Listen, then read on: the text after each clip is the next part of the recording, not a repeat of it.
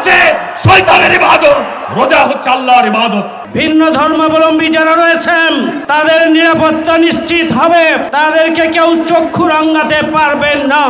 আমরা ভিন্ন ধর্মাবলম্বী অমুসলিম যারা রয়েছেন তারা ধর্মীয় অধিকার পাবেন, তারা নিরাপত্তা পাবেন, তাদের উপাসনালয়গুলোর নিরাপত্তা নিশ্চিত হবে, তারা ধর্ম চর্চা করার সুযোগ পাবেন। সুতরাং আগামী দিনের বাংলাদেশে নারী পুরুষ, হিন্দু ধর্ম, হিন্দু বৌদ্ধ খ্রিস্টান, কৃষক শ্রমিক মেহনতি মানুষ নির্বিশেষে আমরা সবাই মিলে মানবিক চাঁপাইনবাবগঞ্জ, মানবিক বাংলাদেশ গড়ে তুলব ইনশাআল্লাহ। সংগ্রামী ভাইয়ের আমাদের তরুণ এবং যুবকরা জুলাই গণঅভ্যুত্থানের নেতৃত্ব দিয়েছে। আগামী দিনে নতুন বাংলাদেশের নেতৃত্ব তরুণ যুবক ছাত্রদের নেতৃত্বেই হবে।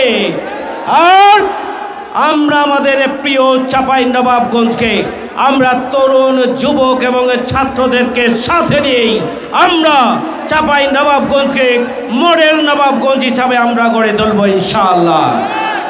আসুন, আর বসে থাকা নয়, কারো কথায় বিভ্রান্তি নয়। আমরা এখন থেকে প্রতিটি মুহূর্তকে আমরা কাজে লাগাবো, আমাদের সময় শ্রম মেধা প্রতিভাকে আমরা কাজে লাগাবো। আমরা আমাদের প্রিয় চাঁপাইনবাবগঞ্জের প্রতিটি মানুষের ঘরে ঘরে আমরা যাব, ন্যায় এবং ইনসাফের পক্ষে, সত্য এবং সুন্দরের পক্ষে, সুশাসন এবং শান্তির জন্য পরিবর্তনের পক্ষে।